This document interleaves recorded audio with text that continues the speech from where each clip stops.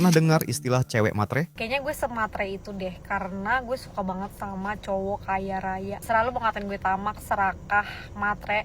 Ya tapi idis wadidis, gue sesuka itu woy, sama cowok yang kaya banget.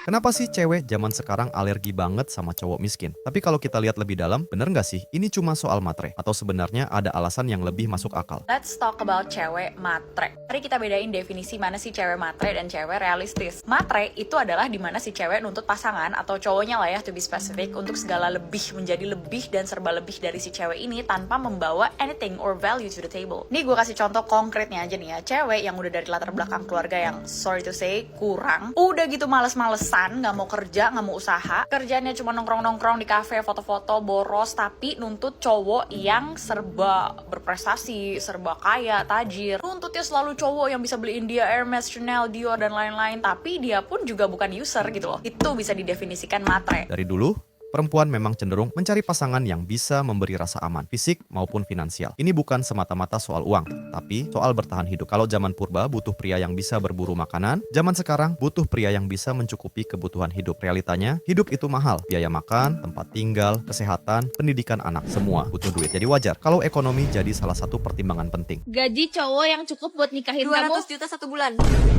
Banyak perempuan bukan cuma mikirin diri mereka, tapi juga masa depan anak-anaknya nanti. Mereka nggak mau ambil risiko. Banyak juga perempuan yang punya pengalaman pahit, pacaran atau menikah dengan cowok yang nggak bertanggung jawab. Mereka kerja mati-matian, sementara pasangannya santai, nggak ada usaha. Dari situ muncul trauma dan stereotip. Cowok miskin itu biasanya malas. Cowok miskin itu nggak bisa diandalkan. Padahal nggak semua begitu.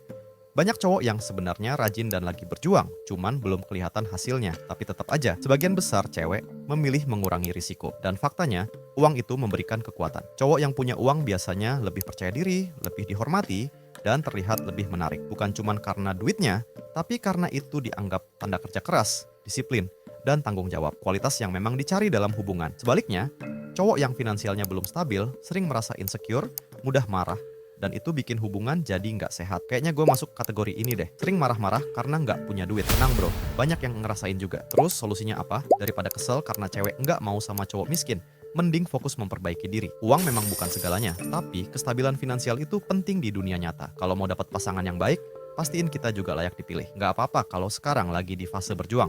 Tunjukin perjuangannya, biar orang lihat kalau kamu bukan cowok miskin malas, tapi orang yang bekerja keras untuk masa depan. Dari situ, cewek juga bisa lebih memahami dan menghargai perjalanan kamu. Jadi sebenarnya, bukan cewek yang alergi cowok miskin, tapi cewek itu realistis.